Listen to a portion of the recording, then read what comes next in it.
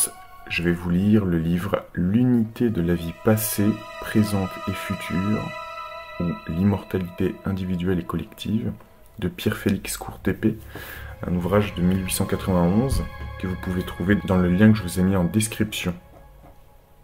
Je crois à la vie passée, présente et future. Je crois que ce qui est contient le résumé de ce qui fut et le germe de ce qui sera.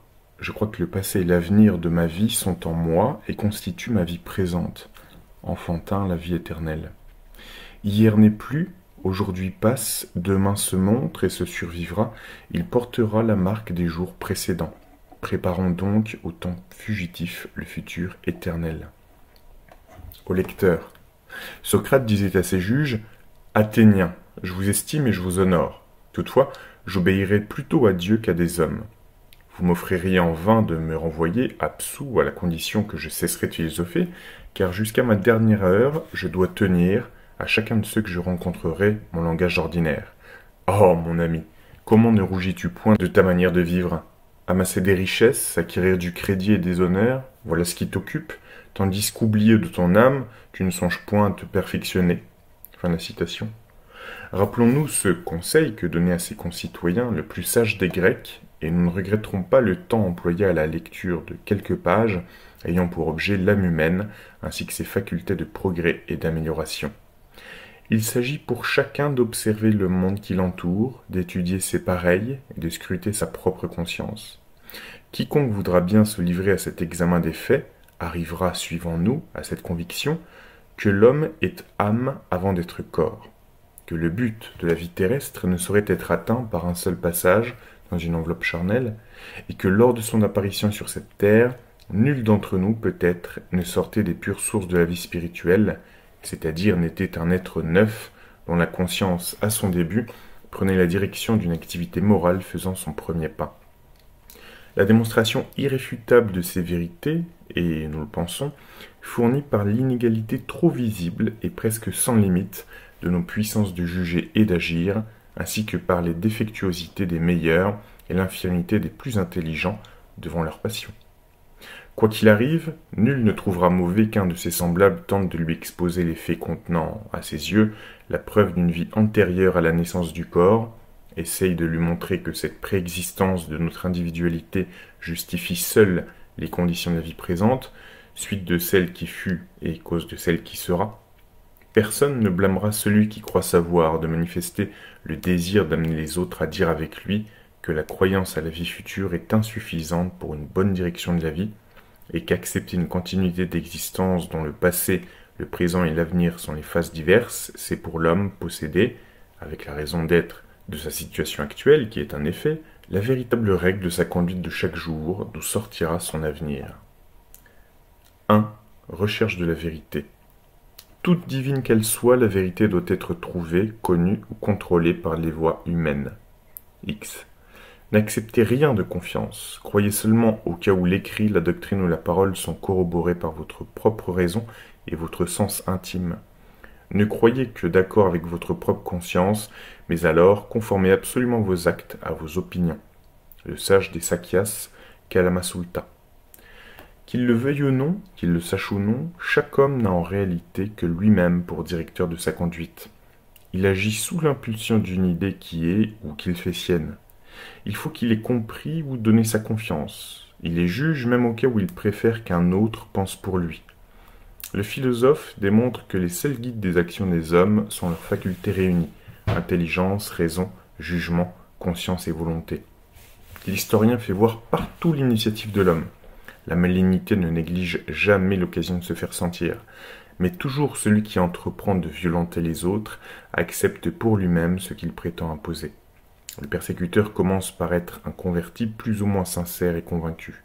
« Je suis dépositaire de la vérité », dit une secte religieuse. Mais toute secte tient le même langage, et il y a lieu de choisir entre elles. Que la vérité soit divine dans sa réalité, nul doute. Mais pour être appliquée, elle doit être vue et comprise par l'homme.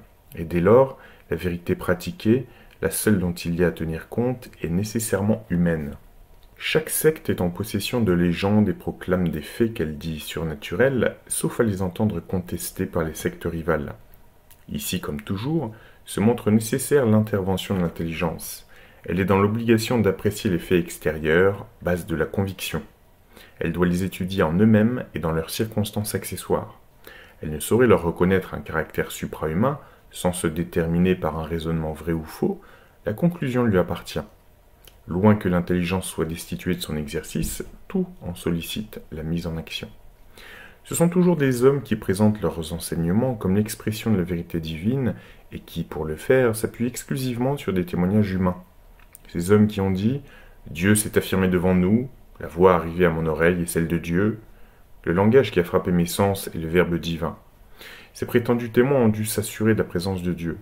Ils ont été mis en demeure d'expliquer comment et sous quelle forme l'auteur annoncé du précepte s'est rendu visible, comment ils l'ont reconnu sous cette forme empruntée, et comment ils se sont enquis de la provenance de la voix entendue. Une parole quelconque résonnant dans l'espace, un son venant à retentir dans l'air, n'ont pas nécessairement Dieu pour auteur. Les témoins sont tenus de prouver ce qu'ils attestent, aussi bien que de convaincre ceux qui nient. Il ne s'agit pas d'un ordre aveuglément acceptable. Chacun, maître ou disciple, juge selon ses connaissances et ses facultés. Ainsi, dès le début, le choix est nécessaire et dès le premier pas, le discernement s'exerce, c'est-à-dire que tout d'abord, il y a œuvre de l'intelligence et de la raison. Entendez au grand nombre, limitez à quelques-uns le droit de faire l'examen et de prendre une détermination, il faudra toujours que des hommes apprécient enfin d'accepter d'abord et de prescrire ensuite. Hors du caractère humain de ce jugement porté une fois, il résulte qu'il est toujours sujet à la révision de la part des nouveaux venus appelés à consentir. Les hommes ne sont pas des machines dont on dirige la marche.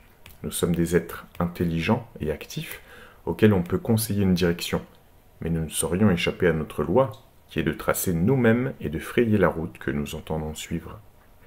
Des motifs de discussion se rencontrent partout. Si, pour attester une origine extra-humaine, des témoignages suffisent, d'aussi faibles garants ne sauraient déterminer l'auteur de l'enseignement. Ils sont en tout cas impuissants à certifier la fidélité du texte dans lequel il est produit. Toutes les sectes révèrent des envoyés divins, et nous ne saurions être tenus d'accepter comme l'écho de la vérité divine la voix de quiconque prétend l'annoncer. Ces causes, si multipliées d'erreurs, non moins que sa nature d'être raisonnable, veulent que sans cesse l'homme recourt à sa raison, afin qu'il apprécie la route qui mène réellement au but désigné par son auteur, par son créateur, et son père aux efforts de sa nature progressive. Quand on lit les récits que nous offrent les traditions recueillies dans les livres hiératiques de l'Antiquité, et surtout les narrations faites avec détail et présentées sous une certaine couleur historique, on remarque que toujours l'homme a examiné et qu'il n'a cru et agi que par suite d'une détermination personnelle et raisonnée. Ainsi, partout apparaît, avec le témoignage humain, le contrôle qu'il rend indispensable, et nulle part nous ne rencontrons l'intelligence destituée de l'accomplissement de son rôle. La nécessité que subirent les premiers croyants s'impose à leurs successeurs. Les livres de l'Antiquité grecque sont pleins de récits d'apparitions extra-humains et de colloques entre des hommes et des êtres incorporels. Ils racontent fréquemment des dialogues entre des voix venant de l'espace et des hommes. Si l'oracle était attribué à Jupiter, à Apollon, à Diane ou à tel autre de leurs dieux moyens, jamais nul ne l'a fait remonter au Dieu supérieur. Celui-ci, disait Socrate, ne se fait connaître aux hommes que par ses œuvres et ses bienfaits. Il ne se montre pas lui-même à leurs yeux. Les peuples modernes ont toujours refusé d'accorder un caractère divin à ces manifestations attestées par des témoignages historiques. Il n'en saurait être autrement à l'égard des légendes contenues dans les livres religieux des Israélites. Adam et Ève auraient, suivant la tradition, déclaré avoir commis une faute à la suite de laquelle un personnage qu'ils virent et dont ils entendirent la voix aurait prononcé contre eux une sentence d'expulsion du pays d'abondance où ils avaient séjourné jusqu'à cette époque. D'après le récit de la Genèse, ce serait Dieu lui-même, le créateur du ciel et de la terre, ainsi que de toutes choses, qui serait intervenu. Toutefois, on y lit aussi qu'Adam a dit avoir été en communication avec un être qui lui était apparu sous une forme semblable à la sienne, et à la supériorité duquel il s'était soumis parce qu'il avait senti l'effet de sa puissance et qu'il l'avait entendu dire qu'ainsi que d'autres pareils à lui, qu'il avait la connaissance du bien et du mal. Le rédacteur de la Genèse s'est écarté de l'opinion d'Adam. Vous préférez sa manière de voir à celle d'Adam ? Qu'importe pour nous ? Il y a choix et jugement de part et d'autre. Mais comment cette préférence, la sienne et la vôtre, sont-elles dirigées ? Par l'intelligence ? Cela suffit, et ici encore la croyance a pour seul guide la raison, et pour seule base le motif que lui suggère l'intelligence. Quoi que nous fassions, nous ne saurions abdiquer. Dieu ne le peut vouloir. Il ne nous a donné que le sens intime pour tout moyen de choisir entre les solutions de notre jugement et les suggestions de nos désirs matériels. Nous ne saurions rejeter sur qui ou sur quoi que ce soit une responsabilité qui nous incombe tout entière. À chacun de rechercher, de trouver et de suivre la vérité, c'est-à-dire la voie du bien, à ses risques et périls, sans qu'il lui soit possible de se couvrir d'une autorité quelconque, et quelque imposant que soit le nom dont a jadis paré son enseignement le premier homme qui l'a propagé. Il y a lieu de scruter ce qu'a dit Adam et ce qui a été répété en son nom. Ce n'est pas une parole divine à laquelle il n'y aurait qu'à obéir. Il n'est venu à nos sens et par suite à notre esprit qu'un langage humain sortant de la bouche d'un de nos semblables. Noé se croit assisté d'un Dieu. Il ne fait que le supposer, et nous ne saurions être tenus de nous en rapporter à ses allégations. Je cite, « Mon Dieu, dit Abraham, m'a ordonné de quitter le pays de mon père et d'aller habiter la terre de Canaan, dont il assurerait la possession à ma postérité. » Le fils de Taré agit par conviction, mais il n'a pu que supposer la qualité de son interlocuteur. À quoi a-t-il reconnu la divinité de ce personnage qu'il a vu nombre de fois sous une forme humaine et qu'il a visité, assisté de compagnons semblables à lui? Il l'a sacré Dieu, à raison de la puissance qu'il lui a attribuée, parce qu'il l'a cru capable de remplir ses promesses, comme par suite de la conformité de ses propres pensées avec les discours qu'il entendit et les ordres qu'il reçut. L'entendement d'Abraham est donc le seul guide de sa foi, et s'il a usé de son intelligence, pourquoi abdiquerions-nous la nôtre? Mais il n'en a pas fait usage seulement pour admettre ou rejeter l'individualité de celui avec lequel il s'entretenait, il s'en est encore servi pour comprendre, retenir et rapporter ce qui lui était dit. Nous devrons en tout cas penser qu'il y a eu certainement de la part des descendants d'Abraham altération des discours rapportés par lui. Laissons de côté cette légende ambitieuse que les faits se sont chargés de renverser. Les fils d'Israël ont perdu la motte de terre occupée par la force, et parmi eux, quelques-uns seulement doivent à des frères compatissants une nouvelle patrie achetée au prix de leur nationalité. Où que soit l'erreur, qu'elle vienne de l'origine ou de la transcription dans le texte qui nous reste, nulle instruction ne saurait sortir de ces entretiens tels que nous les possédons, tout pleins qu'ils sont de la convoitise du bien d'autrui. Lors de l'expulsion d'Agar, ce n'est plus Dieu lui-même qui apparaît, parle et agit, c'est un simple messager. Agar dit que c'est Dieu, tandis que la tradition veut que ce soit seulement un envoyé. Pourquoi cette divergence? C'est Agar qui a vu et cependant ce n'est pas son témoignage qui prévaut. D'où cela vient-il? On a jugé sans doute que l'intervention d'une créature suffisait soit à cause du colloque, soit parce que l'interlocutrice était une esclave égyptienne. Preuve de plus que l'homme et son jugement ont en tout cas une action nécessaire. Avec Moïse, il ne s'agit plus d'une simple affirmation. Nous avons devant nous des faits précisés et toute une controverse. Nous assistons à une scène et le narrateur nous fait passer par les alternatives qu'il a traversées. Il a le désir de nous amener à partager sa conviction. En présence du buisson qui flambe et n'est pas consumé, Moïse se dit en face de Dieu. Il n'en sait rien. Il le suppose à raison de l'effet qu'il reporte à une cause puissante. Il ne fait pas acte de foi, il juge que Dieu est là. Un dialogue s'établit entre la voix entendue et Moïse. Celui ne se rend pas tout d'abord, il veut s'éclairer avant d'accepter ce qui lui est dit. Il objecte qu'on ne le croira pas, et il demande qu'en signe de sa mission, des prodiges susceptibles de convaincre soient accomplis devant ceux auxquels il est envoyé. Pourquoi, malgré son échec devant Pharaon, Moïse, auquel manque un moyen de convaincre sur lequel il a compté, persiste-t-il à croire? C'est qu'après examen et appréciation de ce qu'il a vu et fait, il est arrivé à une opinion raisonnée. La même étude peut nous conduire à une opinion contraire à la sienne. Il faut qu'en tout les facultés et la raison humaine accomplissent leur rôle. Nous sommes ainsi autorisés à conclure historiquement qu'à l'exemple de l'intermédiaire discutant avec le Dieu qui l'inspire, les hommes ont dû toujours discuter avec ceux qui prétendaient les diriger en vertu d'un mandat divin et la preuve de leur mission et le mérite de leur enseignement. La raison a toujours été le guide unique de la conviction et celle-ci la seule règle de la conduite. En faisant l'homme intelligent et progressif, Dieu s'est retiré et n'a pu communiquer à personne le pouvoir de diriger celui qui est tenu d'agir, non plus que celui de le décharger d'une responsabilité inhérente à sa nature. En compensation, il lui a aménagé les moyens de suivre une bonne direction. Que ses convictions s'accordent avec le vrai et le bien, alors ses actions seront bonnes. De Dieu seul émane la vérité. Elle n'existe qu'avec lui et par lui. Mais chaque homme est appelé à en prendre possession. Dieu est toujours prêt à la lui communiquer. Il lui a donné, dans ce but, la raison, cet instrument admirable qui, dit Fénelon, est Dieu dans l'homme. Consultée avec sincérité et désir du bien, elle est un miroir fidèle dans lequel se reflète la pensée divine. Que l'homme s'interroge dans le recueillement, qu'il ne permette ni à ses passions, ni à ses convoitises d'obscurcir la précieuse image, et la règle à suivre lui apparaîtra lumineuse. Regard de Dieu, émanation divine, la vérité est visible pour quiconque lui ouvre largement sa conscience, avec amour et loyauté, avec désir du bien et volonté d'accepter ce qu'il verra, ce qui est connu clairement et distinctement est vrai. Il n'y a même point de difficulté à remarquer ce qui présente les caractères de distinction et de clarté, signe de l'évidence, preuve de la vérité. Nous-mêmes, nous créons l'obscurité qui nous arrête. 2. Dieu, l'homme et le monde. Les pères de la philosophie ont établi d'une manière qui nous semble incontestable que nul ne pouvait, sans faire échec à sa raison, méconnaître l'existence de Dieu. On lit dans un des plus anciens livres de l'Inde, celui qui nie, pour l'ensemble, une cause supérieure et nécessaire, n'a pas le moyen d'assigner une cause à un fait particulier.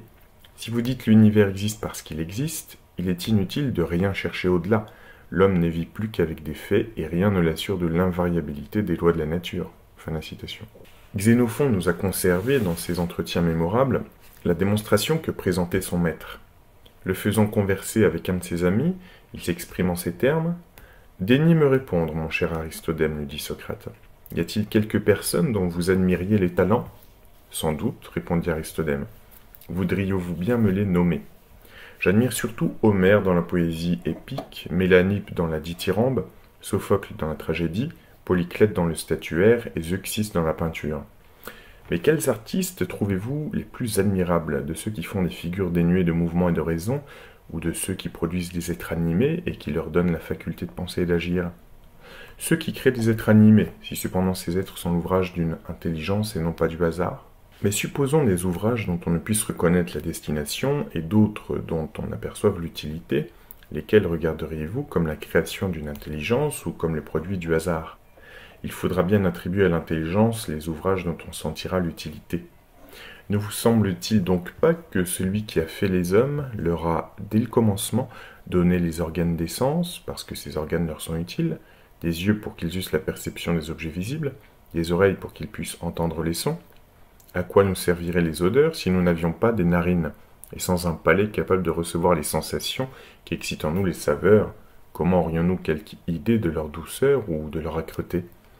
Notre vue est délicate, ne reconnaissez-vous pas l'œuvre de la Providence dans les paupières qui lui servent de porte ? Elle s'ouvre quand il nous plaît de faire usage de nos yeux, elle s'abaisse quand nous nous livrons au sommeil. Les vents auraient pu offenser nos prunelles, mais les cils sont comme des cribles qui les défendent. Et les sourcils, s'avançant en forme de toit au-dessus de nos yeux, ne permettent pas que la sueur les incommode en découlant de notre front. Parlerai-je de Louis qui reçoit tous les sons et ne s'emplit jamais ? Eh quoi, lorsque ces ouvrages sont faits avec tant de prévoyance, vous douteriez qu'ils soient le fruit d'une intelligence ? Je sens bien qu'en les considérant sous ce point de vue, il faut reconnaître l'œuvre d'un sage ouvrier animé d'un tendre amour pour ses ouvrages. Fin de la citation. Socrate dit en terminant, je cite, « C'est en rendant des services aux hommes que vous reconnaissez s'ils veulent bien eux-mêmes vous en rendre.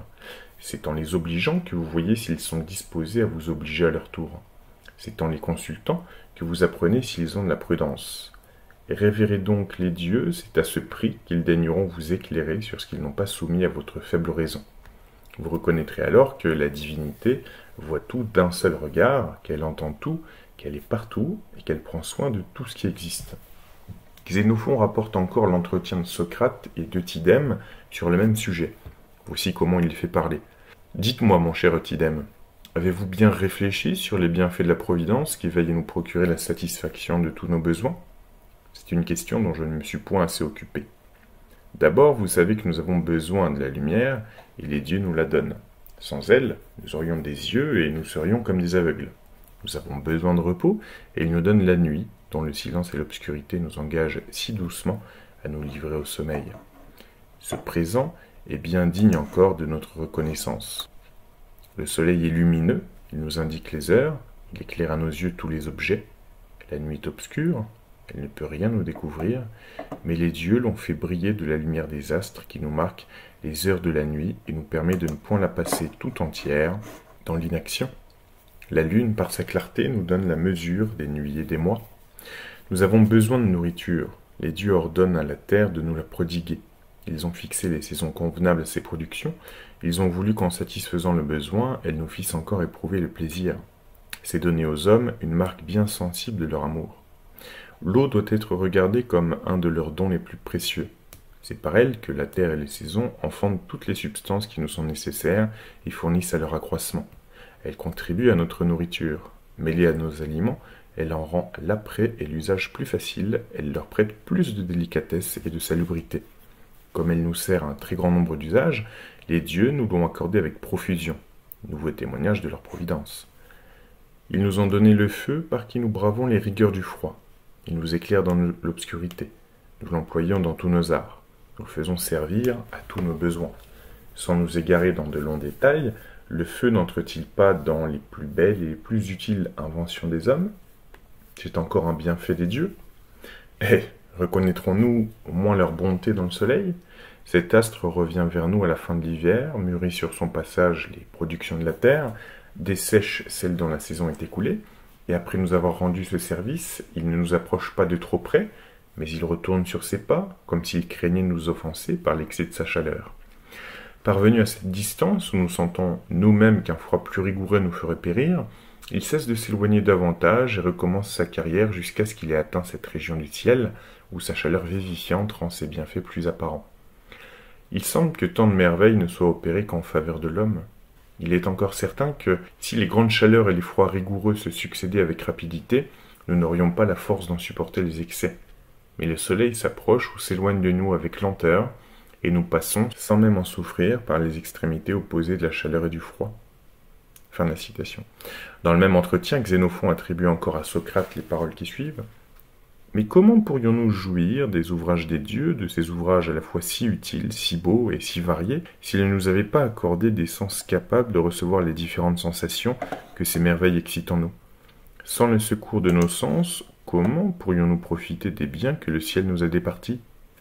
Les dieux nous ont gratifiés d'intelligence, c'est par elle que nous raisonnons sur les objets soumis à nos sens, que nous en conservons l'image dans notre mémoire, que nous jugeons de leur utilité, que nous trouvons l'art de les appliquer à notre usage et d'éviter les maux qu'ils pourraient nous faire éprouver. Entre tant de bienfaits, oublierais-je le don de la parole?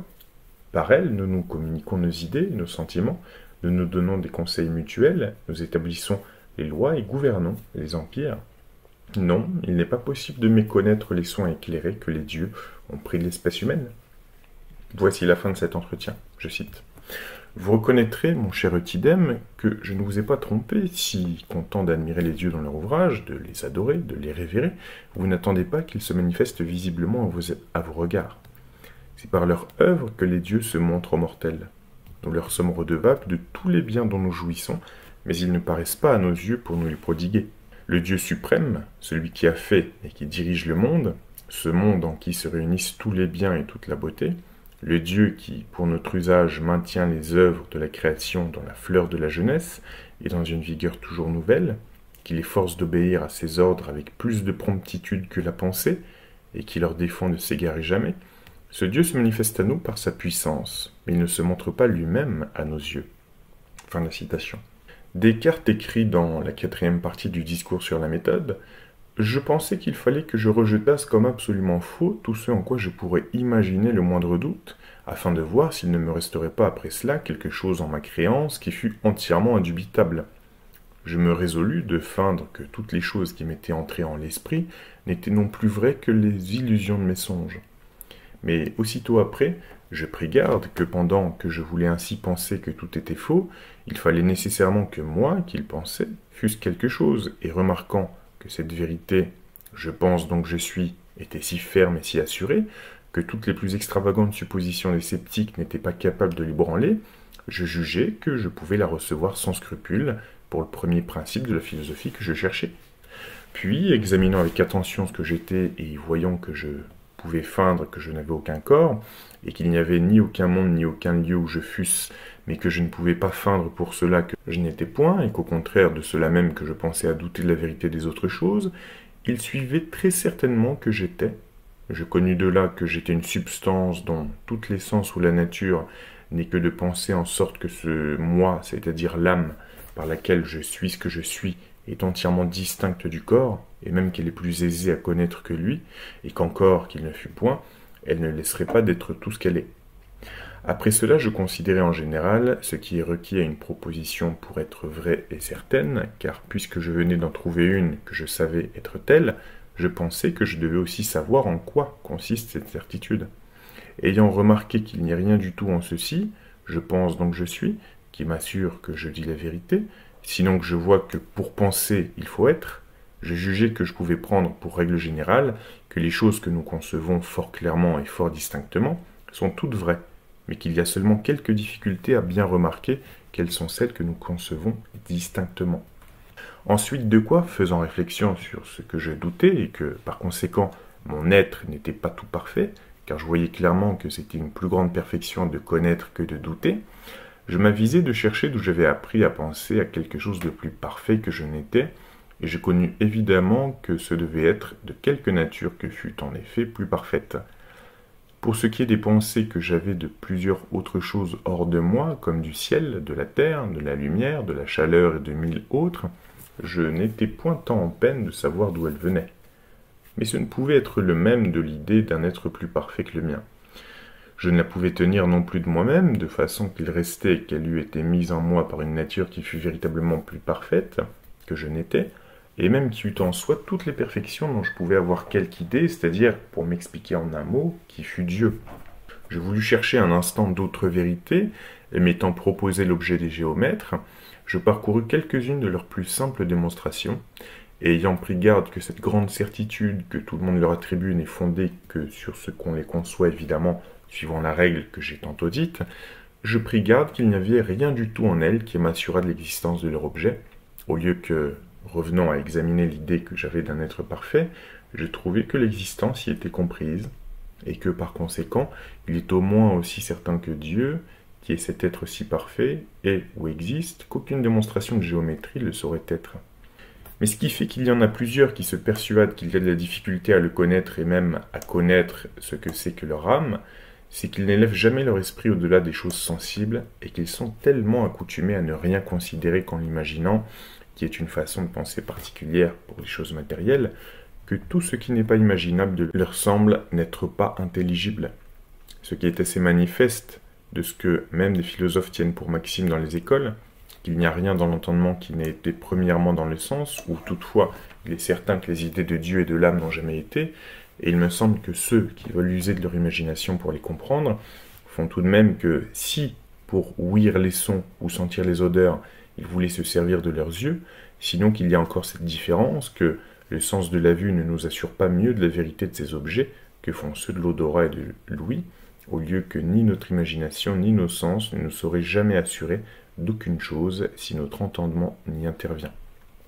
Enfin, s'il y a encore des hommes qui ne soient pas assez persuadés de l'existence de Dieu et de leur âme, par les raisons que j'ai apportées, je veux bien qu'ils sachent que toutes les autres choses dont ils se pensent peut-être plus assurés, comme d'avoir un corps et qu'il y a des astres et une terre et des choses semblables, sont moins certaines et que les meilleurs esprits y étudient tant qu'il leur plaira, je ne crois pas qu'ils puissent donner aucune raison qui soit suffisante pour ôter ce doute s'ils ne présupposent l'existence de Dieu.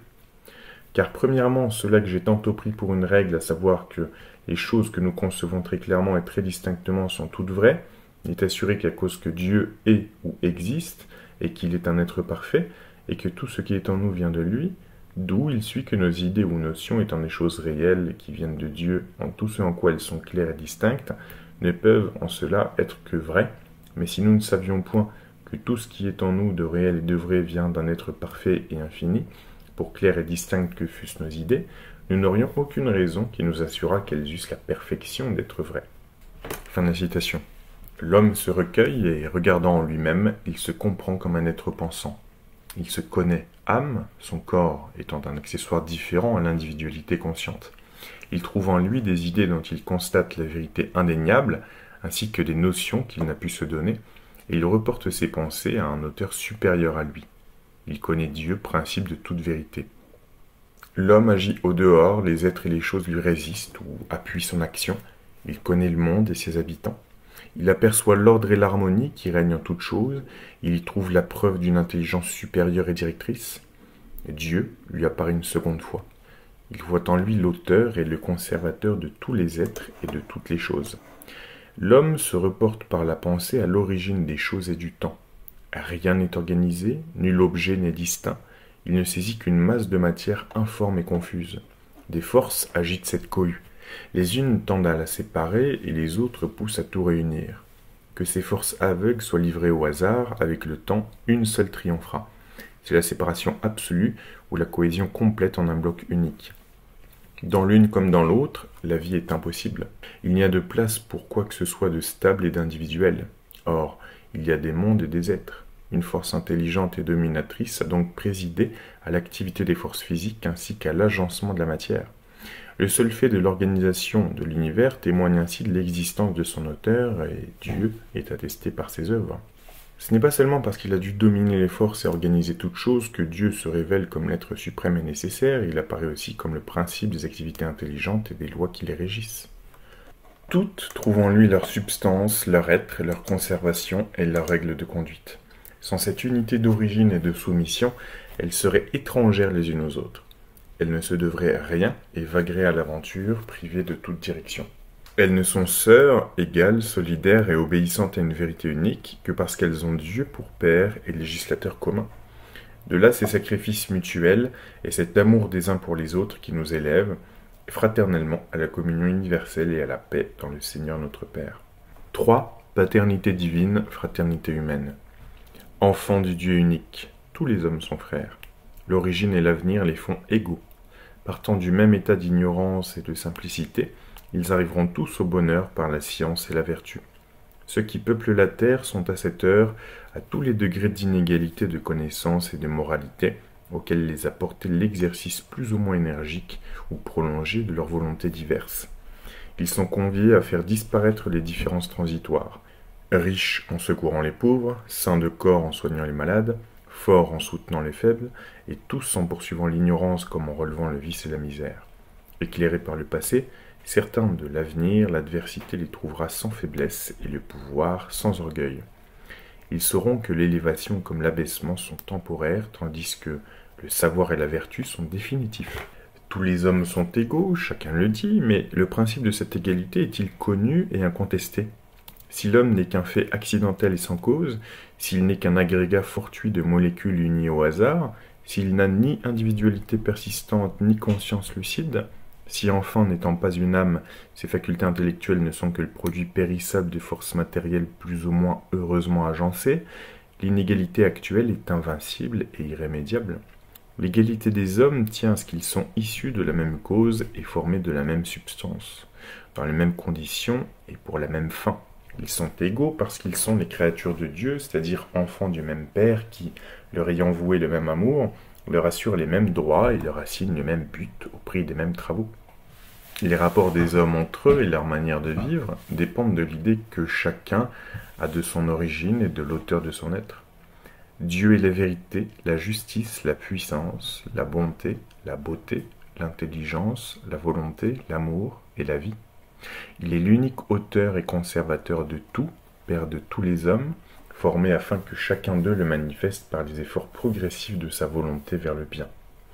Imbus de cette pensée de l'unité d'origine et de soumission à une seule règle, les hommes se sentent liés entre eux et appelés à se prêter une aide mutuelle. Ils sont portés à s'aimer réciproquement, à se dévouer les uns pour les autres et à conserver dans leur famille unique la paix que le Père commande à tous ses enfants. L'homme ne saurait jamais faire abstraction de cette idée qu'il vit sous l'œil de Dieu, c'est-à-dire en face de toute justice. Il est tenu d'admettre la punition de tout mal et la récompense de tout bien. Il doit comprendre que l'infaillible juge serait en défaut s'il omettait de frapper une seule faute et de récompenser un seul mérite. Nulle faute n'échappe à la réparation et tout mérite nécessairement pour l'être un progrès dans la vie. Nul ne nomme Dieu son Père sans accepter les autres hommes pour ses frères et témoigner de son désir de les aimer comme soi-même. Qui se dit fils de Dieu unique pense que tous les hommes ont l'identité de l'origine et celle de la conservation ainsi que de la destinée. La conséquence forcée est qu'entre tous ses frères substantiellement égaux, les inégalités sont passagères et tiennent à des accidents de route. Une communion intime dans la reconnaissance et l'amour est établie des fils au Père, des créatures au Créateur, mais si les fils savent bien que le Père qu'ils adorent est immense dans sa bonté, Il ne saurait se dissimuler qu'il est inflexible dans sa justice. Il faut également qu'il reconnaisse que toutes les individualités des mondes sont nées de lui et qu'étant en lui et conservées par lui, elles jouissent des mêmes droits. Nul ne doit compter sur aucune faveur ni sur aucun privilège. Ce n'est pas qu'il y ait des bornes à la toute-puissance, mais il y a incompatibilité entre elles et ce qui est anormal et injuste.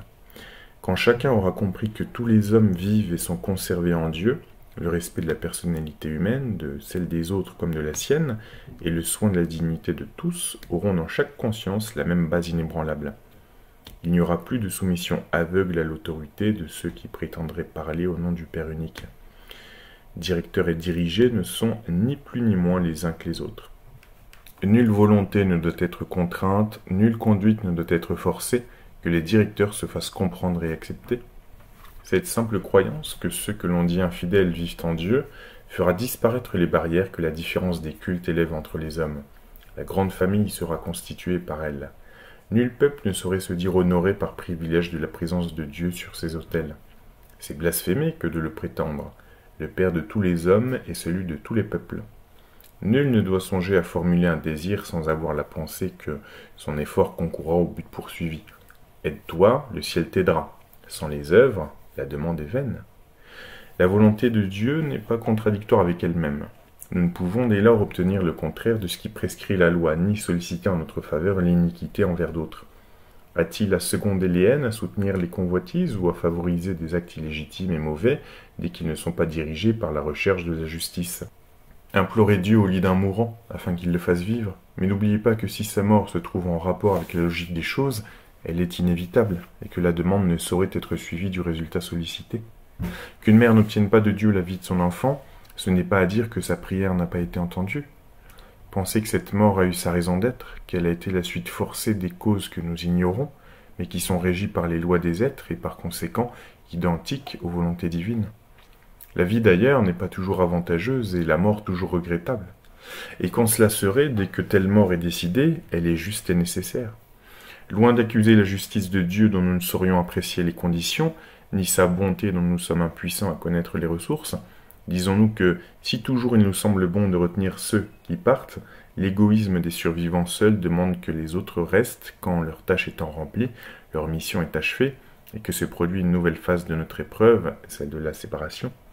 Disons-nous aussi qu'en tout cela, on oublie à tort la continuité de la vie. Prétendre limiter la puissance de Dieu au temps présent et exiger satisfaction immédiate dans un lieu déterminé, c'est se flatter d'un résultat contre nature et impossible. C'est penser à ce dont le désir même est déraisonnable.